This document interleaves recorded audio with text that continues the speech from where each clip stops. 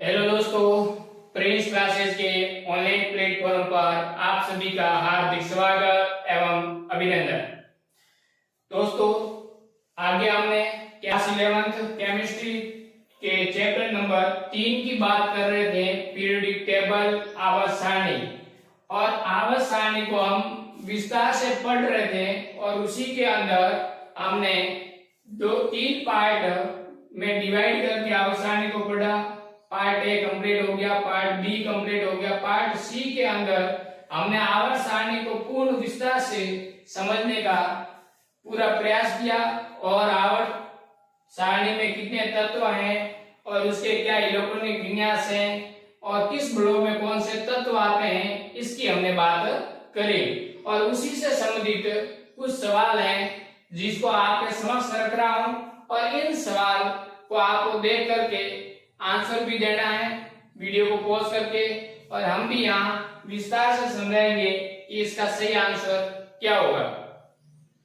रही बात दोस्तों कि आपको प्रत्येक दिन 20-25 सवाल इस ऑनलाइन पर करवाए जाएंगे और वह ऐसे सवाल होंगे जो किसी न किसी एग्जाम के अंदर पूछे गए, क्योंकि सेकंड ग्रेड, फर्स्ट ग्रेड, इनके अंदर रिपीटेड सवाल बहुत ज्यादा आते हैं जो किसी न किसी एग्जाम के अंदर मेडिकल साइंस के जैसे नीट है, एआईपीएमटी है और या फिर एमपीपीएमटी है, इन सब के अंदर आए हुए सवाल का रिपीट ज्यादा होते हैं। और इसी के कारण हम ऐसे सवालों को हम समझ लें और उनको किस तरह से करना है ये हमें समझ में आ जाए तो हम अपने जो सेकंड ग्रेड या फर्स्ट ग्रेड के अंदर जो भी सवाल आते हैं वो इससे भी सरल होते हैं जो हम आसानी से कर सकते हैं।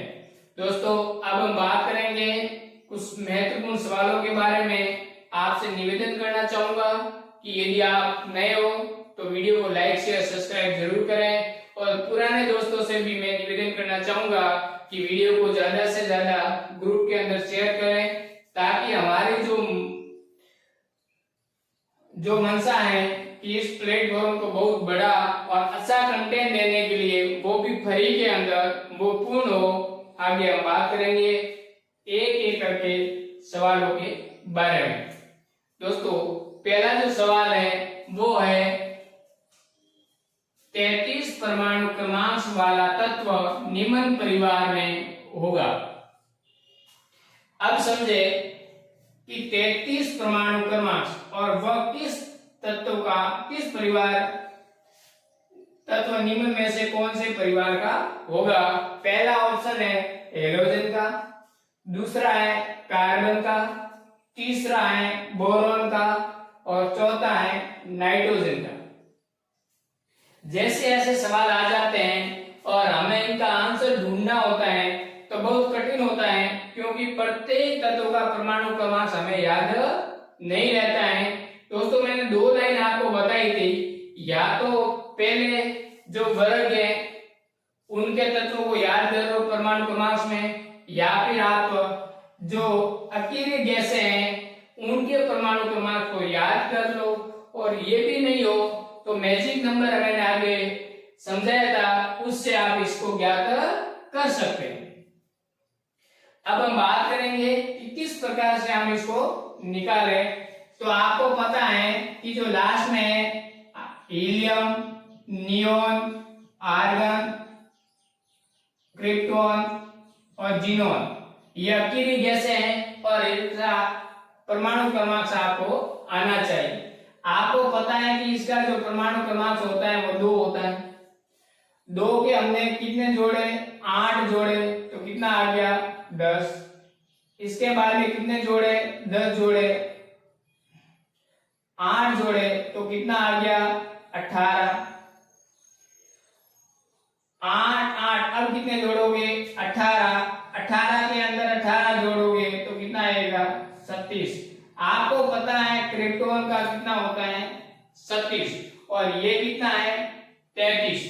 इसका मतलब आवर्त कौन सा होगा, ये पहला आवर्त, दूसरा आवर्त, तीसरा आवर्त और ये चौथा आवर्त। चौथे आवर्त की हम बात करेंगे, जिसके अंदर यहाँ पर अकेली गैस का जो परमाणु क्रमांक आता है वो कितना होता है 37, और हमें कितना ज्ञात करना है 33। अब दोस्तों क्या करेंगे, आपको पता है कि इससे जो पहले आएगा वो 35 होगा, उससे पहले आएगा वो कितना होगा 34 होगा, और दोस्तों इससे जो पहले आएगा वो कितना होगा 33। बात समझ में आई? यस, 37, 35, 34 और 33। हमें इसकी बात करनी है परमाणु क्रमांक, और इसका जो ग्रुप है वो किसका होगा।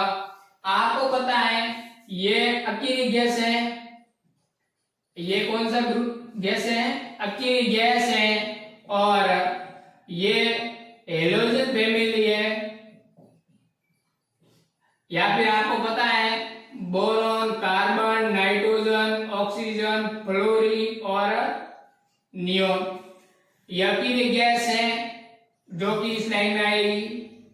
उसके बाद में ये फ्लोरीन वाला हेलोजन ग्रुप है जो कि 35 वाले लाइन में आएगा, ऑक्सीजन ग्रुप है वो 34 वाले लाइन में आएगा, और नाइट्रोजन है वो किस लाइन में आएगा 33 में। तो 33 के अंदर कौन सा आएगा, नाइट्रोजन ग्रुप आएगा, क्योंकि अकेली गैस है इस लाइन में, हेलोजन ग्रुप इस लाइन में, ऑक्सीजन इस लाइन में, इस लाइन में कौन सा आएगा नाइट्रोजन ग्रुप। और ऑप्शन यहाँ दिया गया हुआ है कि नाइट्रोजन परिवार का जो सदस्य है वो परमाणु क्रमांक 33 वाला होगा। ये दोस्तों आपको समझ में आ गया होगा किस प्रकार से निकालते हैं। सबसे पहले आपको कुछ नहीं करना है, अकेली गैस से लिख लेनी है ई नी आर तक 0 रन पर रेडन तक।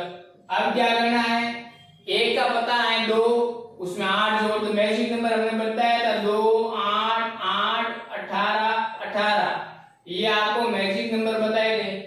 अब क्या होगा, हीलियम से नियोन तक, तो ये तो पहले वर्ग के अंदर बात करते हैं, लास्ट वाला में ये जोड़ते हैं 8, तो 2 और 8 10, 10 में 8 जोड़े 18, 18 में 18 जोड़ा 36, 36 में 18 और जोड़ दो, तो ये रेडोन का जो परमाणु क्रमांक है वो आ जाएगा। अब ये जो अकेली गैस है उससे पहले हेलोजन परिवार, उससे पहले ऑक्सीजन परिवार, उससे पहले नाइट्रोजन, और हमें लास्ट से कितने नंबर पर बात करनी है, चौथे नंबर पर। लास्ट से चौथे नंबर पर कौन आता है, नाइट्रोजन परिवार। और इसका जो सही आंसर होगा दोस्तों वो क्या होगा, नाइट्रोजन परिवार या नाइट्रोजन फैमिली। यहां तक समझ में आ गया। अब हम बात करेंगे क्वेश्चन नंबर 2 की। बहुत अच्छा सवाल है, एक एक करके तन मन से आप जुड़ जाइए क्लास के साथ में, तो दोस्तों बहुत अच्छा समझ में आएगा। ऐसे सवाल भी एग्जाम में आते हैं और 100% एग्जाम में से बैठोगे ऐसे सवाल आपको देखने को मिलेंगे। बात करते हैं क्वेश्चन नंबर 2 की। निम्न में से प्रबल धनी विद्युत तत्व है। प्रबल धनी विद्युत तत्व कौन सा है। अब आपने आवर्त सारणी में पढ़ा था कि सबसे पहला जो वर्ग होता है वह सार धातु होता है, जो दूसरा जो होता है वह क्षारीय मृदा धातु का होता है, और उसके बाद में हम क्या करते हैं, डी ब्लॉक के अंदर जाते हैं, और उसके बाद में जो लास्ट में आता है वह पी ब्लॉक का तत्व आता है। पी ब्लॉक के अंदर आप दोस्तों ने आपने पढ़ा होगा कि 3 प्रकार के तत्व पाए जाते हैं। कुछ तत्व होते हैं धातु, कुछ अधातु, और कुछ क्या होते हैं उपधातु होते हैं। अब हम बात करते हैं कि इस सवाल का सही आंसर क्या होगा। निम्न में से प्रबल विद्युत धनी तत्व है, देखो मैग्नीशियम, फास्फोरस, सिलिकॉन और क्लोरीन। इनमें प्रबल विद्युत धनी तत्व कौन सा होता है, धन आवेश ज्यादा किसका होगा। आप जानते हैं कि जैसे ये अब इधर जाओगे तो कौन सा होगा, इधर जैसे जाओगे तो धात्विक तत्व धीरे धीरे उपधातु और उपधातु के बाद में अकेले। और आवर्त सारणी के अंदर धात्विक तत्व की बात करें तो इधर जाने पर घटता है और इधर जाने पर बढ़ता है। मतलब हम बात करें आवर्त सारणी के अंदर, तो आवर्त सारणी के अंदर आवर्त के अंदर जब हम बाएं से दाएं की हो जाता है तो धनावेश तत्वों की जो प्रबलता है वो कम होती है, और वर्ग के अंदर ऊपर से नीचे जाते हैं तो धनावेश की जो प्रबलता है वो क्या होती है, अधिक होती है। अब हम बात करें कि इसके अंदर रियल आंसर क्या होगा। मैग्नीशियम और फास्फोरस, सिलिकॉन, क्लोरीन, ये तीनों ही चारों तत्व जो दिए गए हैं वो कौन से आवर्त के अंदर हैं, तीसरे आवर्त के अंदर हैं। तीसरे आवर्त के अंदर क्या है, मैग्नीशियम यहां दिया गया है, उसके बाद में सिलिकॉन, फास्फोरस और क्लोरीन। अब magnesium, aluminium, silicon, phosphorus, sulphur और क्लोरीन, ये क्या है, सेकंड आवर्त के तत्व हैं। और सेकंड आवर्त में हमने पढ़ा कि आवर्त के अंदर बाएं से दाएं जाते हैं तो धात्विक गुण है वो धात्विक गुण क्या होते हैं, कम होते हैं, और वर्ग में ऊपर से नीचे जाने पर धात्विक गुण में क्या होती है, बढ़ोतरी होती है। और विद्युत धनावेश की बात करें तो विद्युत धनावेश सबसे ज्यादा इसका होगा, और इधर जाने पर क्या होगा, गुण घटता है, क्योंकि यहाँ माइनस है, ये -2 है, तो इसकी जो प्रकृति है विद्युत ऋणात्मक प्रकृति है, जबकि इसकी प्रकृति क्या होगी, विद्युत धनात्मक प्रकृति होगी। तो आवर्त के अंदर बाएं से दाएं जाने पर विद्युत धनात्मक प्रकृति घटती है और विद्युत ऋणात्मक प्रकृति बढ़ती है। तो जो विद्युत धनात्मक की जो नेचर है वो इधर जाने पर घटता है। तो इसका सही आंसर दोस्तों होगा पहला, मैग्नीशियम, क्योंकि आवर्त के अंदर बाएं से दाएं जाने हैं तो विद्युत धनात्मक प्रकृति क्या होती है, कम होती हैं। यहां तक आप समझ गए होंगे। अब हम बात करेंगे क्वेश्चन नंबर 3 की। क्वेश्चन नंबर 3 क्या है, ध्यान से पढ़िए और आंसर देने की कोशिश करिए कि डी खंड के तत्वों के समान जिंक परिवर्तित संयोजकता नहीं दर्शाता है, क्योंकि हमने आगे पढ़ा कि जो डी ब्लॉक के तत्व हैं वह परिवर्तित ऑक्सीकरण संख्या दर्शाते हैं +2, +3, +4, +5। इस प्रकार से जो तत्व है वो परिवर्तित ऑक्सीजन या संयोजकता दर्शाती है। ये परिवर्तित ऑक्सीजन संख्या या परिवर्तित संयोजकता क्यों दर्शाती है, इसका मुख्य कारण क्या है। आगे हमने पढ़ा कि इसका जो मुख्य कारण है वह है डी ब्लॉक तत्व है और रिक्त डी की उपस्थिति, यानी डी तत्व के जो कक्षक है वो खाली है, और जब हम उसका अयुग्मन करेंगे तो जो इलेक्ट्रॉन है वो डी कक्षक के अंदर चले जाएंगे और इसकी संयोजकता के अंदर क्या होती है, बढ़ोतरी। लेकिन जिंक की बात करें तो इसकी जो स्थिति है अन्य तत्वों से भिन्न है। क्या कारण है, देखो आप पता है कि Zn जिंक के इसका परमाणु क्रमांक होता है 30, और 30 को जब हम लिखते हैं तो किस प्रकार लिखेंगे वो देखो। इसका जो परमाणु जो इलेक्ट्रॉनिक विन्यास है वो किस प्रकार लिखेंगे, इनको समझे। 1s2, 2s2, 2p6, 3s2 और 3p6, 4s2 और 3d10।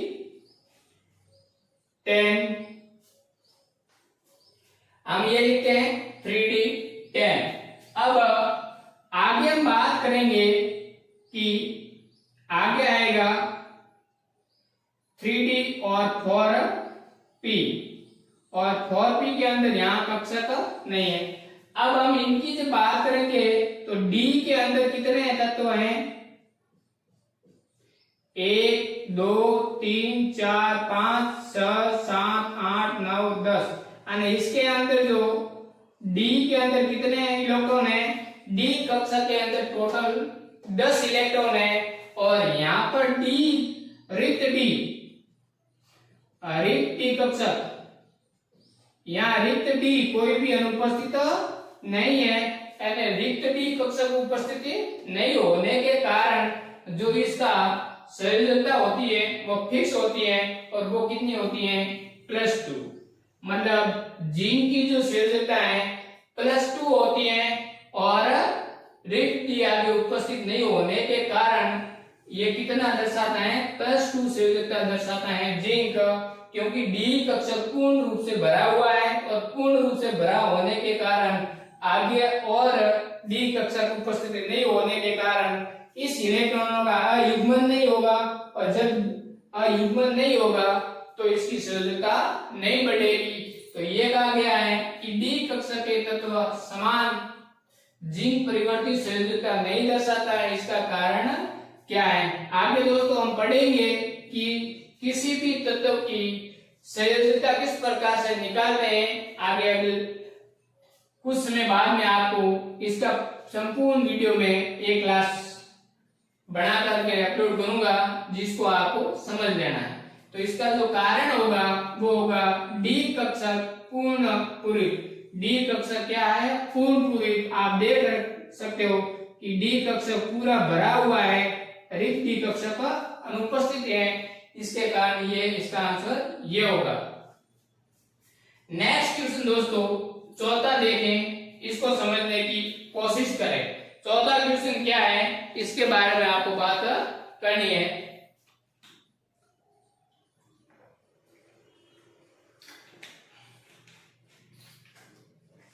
चौथा क्वेश्चन है निम्न में से कौन सा संक्रमण तत्व है। अच्छा सवाल है, आपको ऐसे सवाल को छोड़ना नहीं है, मन से करोगे तो आंसर हो जाएगा। संक्रमण तत्व, जैसे संक्रमण तत्व की बात आई तो आपके मन में आना चाहिए संक्रमण तत्व किसे कहते हैं, डी ब्लॉक के तत्वों को।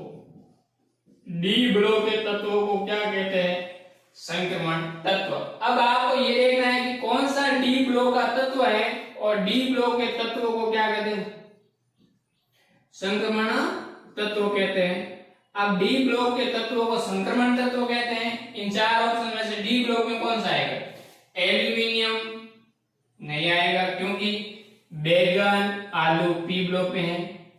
आर्सेनिक नहीं आएगा क्योंकि नाना पाटेकर आज यहाँ आ जाता है। यहाँ बीच में आता है कार्बन फैमिली कई CG सुन पीबी आता है कार्बन के अंदर। तो आपको पता है एल्यूमिनियम यहाँ आता है, नाइट्रोजन के नीचे लाइन में आता है, तीसरे आवर्त में ये, चौथे आवर्त में आर्सेनिक और लास्ट में यहाँ पीबी आ जाता है कार्बन। ये तीनों क्या है पी ब्लॉक के तत्व है। आपको किसकी बात करनी है डी ब्लॉक की। लास्ट में क्या रहा, ये भी नहीं आएगा तो आएगा निकल। निकल क्या है संक्रमण तत्व है जो कि डी ब्लॉक के तत्व है। उसके बारे में बात करेंगे। अच्छा सवाल है, आप खुद करने की कोशिश करना है कि लिए बढ़ते हुए धात्विक अभिलक्षण। देखो धात्विक अभिलक्षण दर्शाने वाला सही क्रम कौन सा है इसके बारे में आपको बात करनी है। सबसे पहले जो इस तत्व दे रखे हैं इस तत्व को आपको ऐसे आंसर नहीं निकलेगा। क्या करोगे, सबसे पहले इसको सही क्रम में दर्शाओगे कि कौन से वर्ग के अंदर कौन से तत्व हैं इनके बारे में। सबसे पहले कार्बन है तो कार्बन ऊपर आएगा जो कि दूसरे आवर्त के अंदर है। कार्बन के बाद में आएगा कई शिव इसके नीचे आएगा और उसके बाद में नाना नाइट्रोजन फैमिली नाना पाटेकर आज आर्सेनिक यहाँ जाएगा और आज सबके बीच में यहाँ जाएगा। उसके बाद में बात करेंगे कई शिव आ गया, बिस्मित आ गया, आर्सेनिक आ गया, एंटीमनी।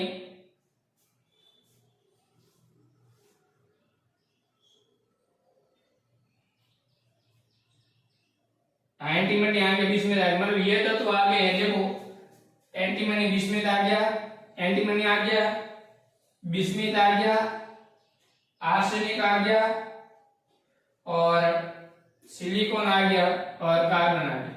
अब आपको धात्विक अभिलक्षण के बारे में बात करनी होगा क्या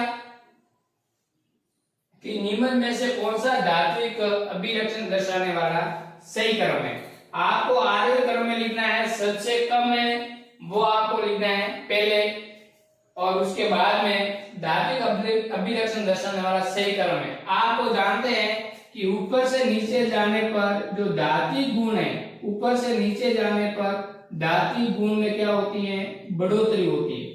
अब सबसे ज्यादा जो नीचे वाला वो होगा तो आएगा बिस्मिथ, बिस्मिथ से कम कौन सा होगा, एंटीमनी, उससे कम क्या होगा, आर्सेनिक, आर्सेनिक के बाद में क्या आएगा, सिलिकॉन, सिलिकॉन के बाद में क्या आएगा, कार्बन। आपका सही क्रम यह आएगा, सबसे ज्यादा बिस्मिथ, उसके बाद में एंटीमनी, आर्सेनिक, सिलिकॉन और कार्बन। इसका सही क्रम यह आएगा क्योंकि ऊपर से नीचे जाने पर धात्विक गुण में क्या होती है, बढ़ोतरी। यहां देखोगे बिस्मिथ बाद में एंटीमनी, आर्सेनिक, सिलिकॉन और कार्बन। तो इसका जो सही आंसर होगा दोस्तों वह होगा ऑप्शन नंबर पहला, क्योंकि ऊपर से नीचे जाने पर वर्ग में धात्विक गुणों में क्या होती है, बढ़ोतरी। ये 5 सवाल आपको समझ में आ गया होगा। 33 परमाणु क्रमांक निम्न परिवार का होगा तो आपको कहना है नाइट्रोजन परिवार का। आप निकाल सकते हो यहां से आसानी से, कोई घबराने की जरूरत नहीं है। उसके बाद में दूसरा क्वेश्चन है प्रबल विद्युत धनी तत्व। आपको पता है कि जैसे जैसे इधर से इधर जाएंगे तो धात्विक गुण में क्या होगी, धात्विक गुण कमी आएगी, और धात्विक गुण में कमी आएगी तो धनावेश में भी कमी आएगी। तो विद्युत धनावेश तत्व कौन सा है, मैग्नीशियम। उसके बाद में बात करें डी ब्लॉक के तत्वों को सामान्य जिंक परिवर्तित संयोजकता दर्शाती है। कारण क्या है, क्योंकि यह रिक्ति नहीं है, पूरा भरा हुआ आपके सामने। उसके बाद में निम्न में से कौन सा तत्व संक्रमण तत्व है, संक्रमण तत्व हम कहते हैं डी ब्लॉक के तत्वों को, और डी ब्लॉक का तत्व कौन सा है, निकल।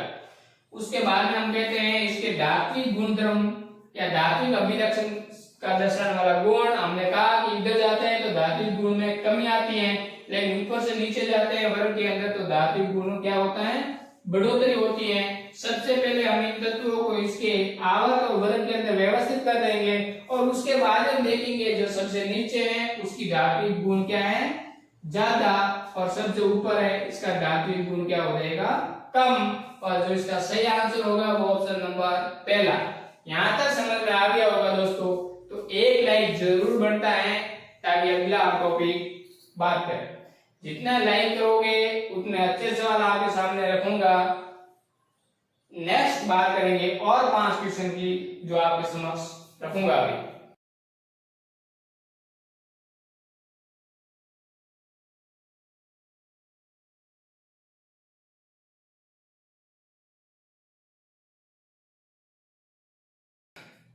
अब हम बात करेंगे क्वेश्चन नंबर 6 से 10 तक। ये भी किसी न किसी एग्जाम में आए हुए, आरपीएमडी 1990, आरपीएमडी 1991, आरपीएमडी 1992, और ये भी आरपीएमडी में आया हुआ सवाल है। ऐसे सवाल जो आरपीएमडी में या एपीएमडी में पूछे गए उनको सेकंड ग्रेड में स्थान जरूर मिलता है।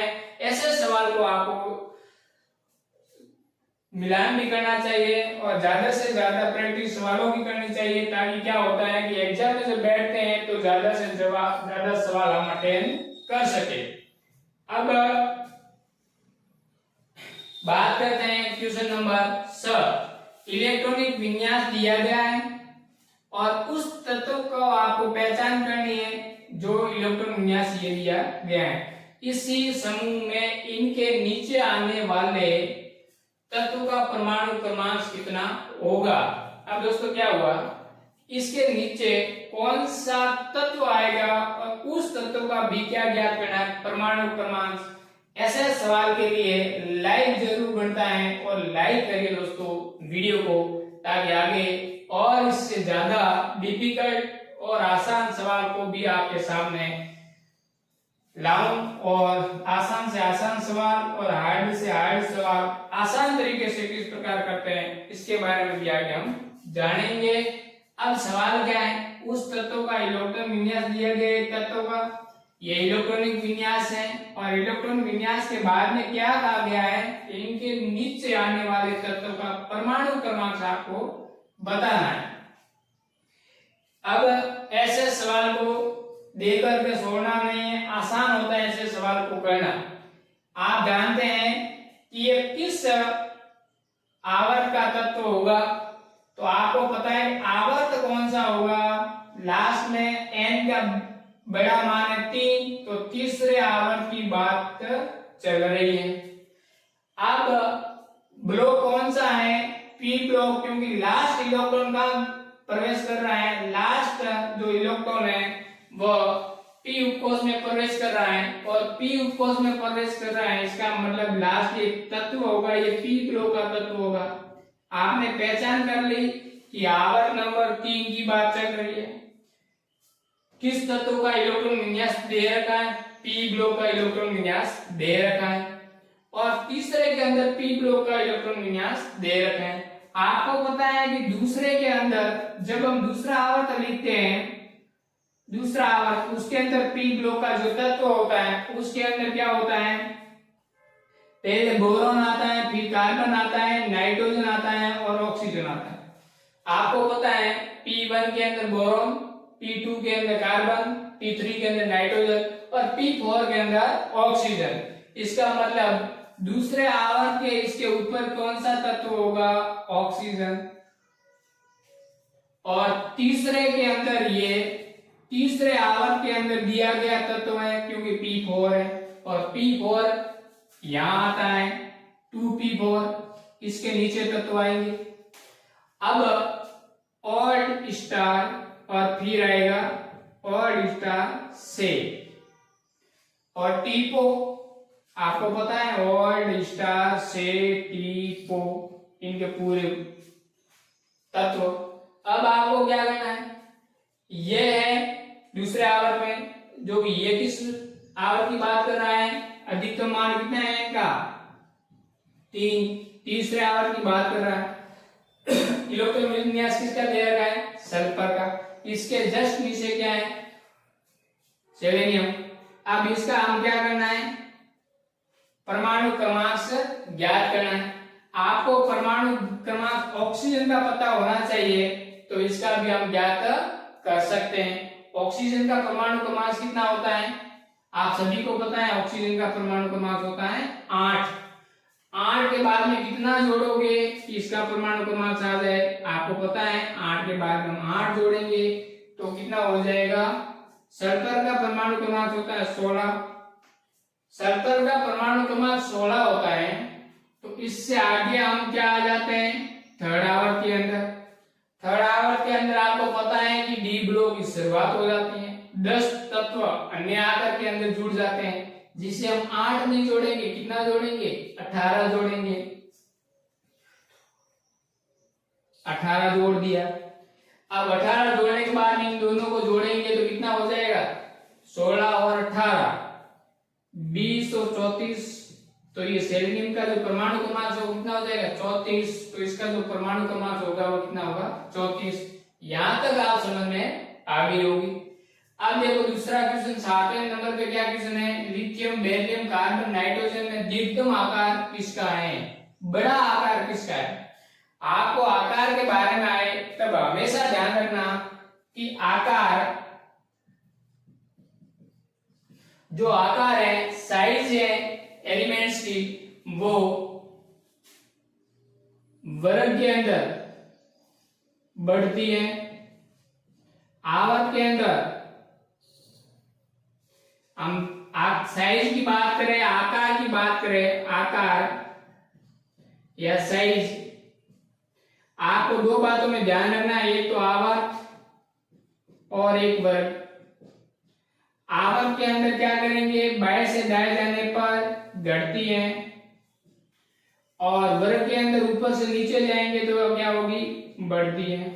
अब यहां देखो जो तत्व दे रखे हैं वो तत्व दे रखे हैं दूसरे आवर्त के, लिथियम बेरिलियम कार्बन और नाइट्रोजन। और लिथियम बेरिलियम कार्बन और nitrogen, lithium beryllium boron carbon nitrogen, इधर जाएंगे तो परमाणु जो त्रिज्या है वो क्या होगी, घटेगी। और परमाणु त्रिज्या का मान घटने पर आवर्त के अंदर क्या होगा, साइज घटती है, तो इसका आकार घटेगा। तो सबसे बड़ा कौन सा होगा, लिथियम। यानी सार धातु सबसे बड़े आकार की होती है। ऑप्शन नंबर पहला सही होगा। अब हम बात करेंगे क्वेश्चन नंबर 8वां, तत्व जिसका इलेक्ट्रॉनिक विन्यास आपको दे रखा है। सबसे पहले आपको मालूम करना है कि ये किस तत्व के अंदर है। तो अधिकतम नंबर कौन सा है, N4। आवर्त कौन सा होगा, आवर्त चौथा। लास्ट इलेक्ट्रॉन किस में भरा गया है, S उपकोष के अंदर। और S उपकोष में अंदर कितने इलेक्ट्रॉन भरे गए, 1। इसका मतलब हम किसकी बात कर रहे हैं, सार धातु की। सार धातु के तत्वों का इलेक्ट्रॉन विन्यास है। सार धातु इसका इलेक्ट्रॉन विन्यास क्या होता है, NS1। और NS के अंदर N का मान कितना है, 4 है। और सार धातु का इलेक्ट्रॉन विन्यास है। जिस तत्व के गुणों में समानता दर्शाता है उस तत्व को आपको लिखना है। अब पहले आवर्त की बात कर रहा है, पहले वर्ग की बात करता है। पहले वर्ग में क्या आते हैं, सार धातु आते हैं। इनके सभी जो धातु है इनको आपको ट्रिक्स द्वारा मैंने बताया था, कैसे, ली ना की, री ना रब से ऐसे प्रयाग, इस प्रकार से आपको याद करवाया था। अब ये किसके नंबर की बात कर रहा है, इनमें से कोई भी तत्व आ जाए, क्योंकि वर्ग के अंदर बाह्यतम कोश का इलेक्ट्रॉन विन्यास समान होता है और इसके कारण इसके गुणों में क्या होती है, समानता होती है। इसी की वर्ग के अंदर अन्य कौन सा तत्व है जो कि इससे समानता दर्शाता है। इसमें मोलिब्डेनम आएगा नहीं, आर भी आएगा, कैल्शियम आएगा नहीं, क्रोमियम आएगा नहीं, तो आंसर क्या आएगा, आर बी, रुबिडियम, जो यहाँ दिया गया है। अब आप बात करेंगे आगे क्वेश्चन नंबर 9, विकर्ण संबंध दर्शाने वाला युग्मन। अब विकर्ण संबंध किसे कहते हैं कि द्वितीय आवर्त के तत्व तृतीय आवर्त के अगले वर्ग के तत्वों के साथ में कुछ क्या करते हैं, गुणों में समानता दर्शाते हैं। और इसको विकर्ण द्वारा जोड़ दिया जाता है कि किरण द्वारा जोड़ दिया जाता है, उसको हम कहते हैं विकर्ण संबंध। जो कि आगे हम ऐसे आगे हमने इसको विस्तार से समझाया है, आप जरूर उस वीडियो को देखें। और उसके अंदर कौन सा है, तो मैंने कहा था 3 एग्जाम्पल है, वो आपको याद रखना है विकर्ण संबंध का, लिथियम, मैग्नीशियम, बेरिलियम, एल्यूमिनियम और बोरॉन, सिलिकॉन। इसका मतलब क्या होगा, ऑप्शन नंबर 4 सभी सही है। इस प्रकार से दूसरा आवर्त, तीसरा आवर्त याद आएंगे। दूसरा आवर्त में sodium, beryllium, magnesium, boron, aluminium, carbon, silicon. अब विकर्ण संबंध क्या दर्शाएंगे, दूसरे आवर्त का तत्व तीसरे आवर्त के अगले वर्ग के तत्वों के साथ में क्या करता है, गुणों में समानता दर्शाता है। और बेरिलियम एल्यूमिनियम से, बोरॉन सिलिकॉन से। आपको ये ध्यान रखना है ये तीनों क्या है, विकर्ण संबंध दर्शाने वाले तत्व हैं। आगे मैंने एक वीडियो विकर्ण संबंध के बारे में बना करके अपलोड किया है, उसको जरूर देखें, नहीं देखा हो तो। और दोस्तों इस बात पर वीडियो को लाइक जरूर करें अभी के अभी, क्योंकि आप जब आपके लाइक आना शुरू हो जाएंगे तो इससे ज्यादा अच्छे सवाल आपके समक्ष आने स्टार्ट हो जाएंगे। निम्न में से कौन सा कथन असत्य है, कथन असत्य है, ये ध्यान रखना। पहला क्वेश्चन क्या है, मैग्नीशियम थर्ड आवर्त का तत्व है। ठीक है, मैग्नीशियम कितने आवर्त का तत्व है आपको पता है, पहले आवर्त, दूसरा आवर्त, तीसरा आवर्त।